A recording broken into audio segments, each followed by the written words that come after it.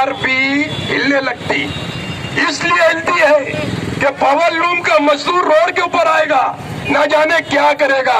आज India government, central government, आज देखिए दिल्ली में हर बॉर्डर के ऊपर जितना पाकिस्तान, नेपाल, चाइना, बांग्लादेश, जितने लगते देश हैं, उन बॉर्डरों के ऊपर इतनी फौज फाटा नहीं है जितना दिल्ली में फौज फाटा लगा हुआ है।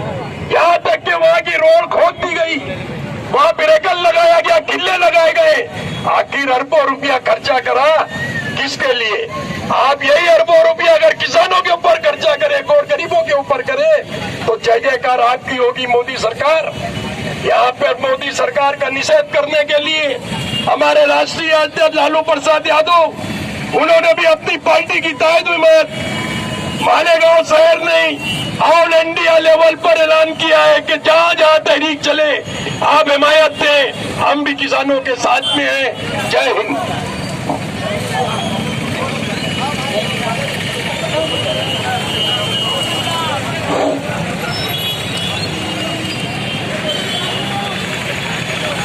अजीज दोस्तों, आज का ये प्रोग्राम हम ऐसा समझते हैं कि सिर्फ किसानों के लिए नहीं है, बल्कि ये हर आम आदमी, खास आदमी, बल्कि 130 करोड़ हिंदुस्तानियों के लिए ये आंदोलन किया जा रहा है। क्योंकि आज मुल्क का 80 से 85% जो हिस्सा है वो किसानों पर आबाद है और ये मुल्क की सरकार सिर्फ 4-5 लोगों की सरकार है और ये उद्योगपति और जो मुल्क के सरमायादार है 4-5, ये उनकी सरकार है।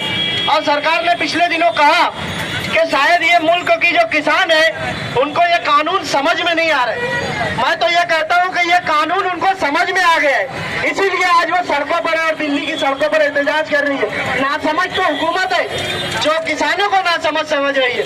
आज राष्ट्रीय मुस्लिम मोर्चा हमारे दरमियान आकर किसानों के समर्थन में वामन मिश्रान साहब, मौलाना सज्जाद रोमानी साहब, नासिक जिला सदर यूसुफ इलियास साहब, मालेगांव के सदर जनाब अकबर सेठ अशरफी साहब, महाराष्ट्र के सेक्रेटरी जावेद अनवर साहब, तमाम लोग यहाँ पर किसानों के साथ हैं।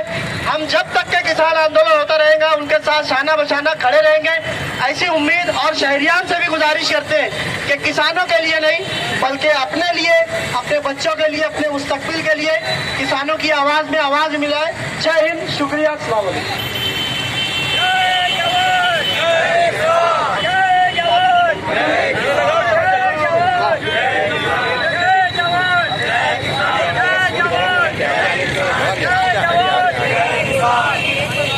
साथियों,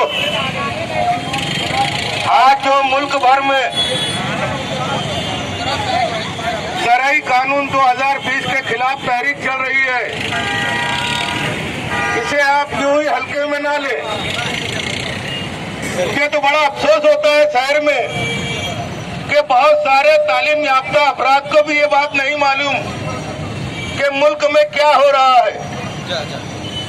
बात दरअसल ये है कि इसकी तैयारी 1960 से शुरू हो गई थी, जो आज किया जा रहा है। गुजरात जब बंबई को नहीं दिया गया, बंबई को गुजरात में नहीं दिया गया, उस वक्त से ये गुजराती तिलमिलाए हुए हैं। और आज दो गुजराती, अंबानी और अदानी, एक बड़े बिजनेसमैन बनकर मोदी और अमित शाह के सहारे हिंदुस्तान में किसान के मुतालिक जो कानून लाए हैं,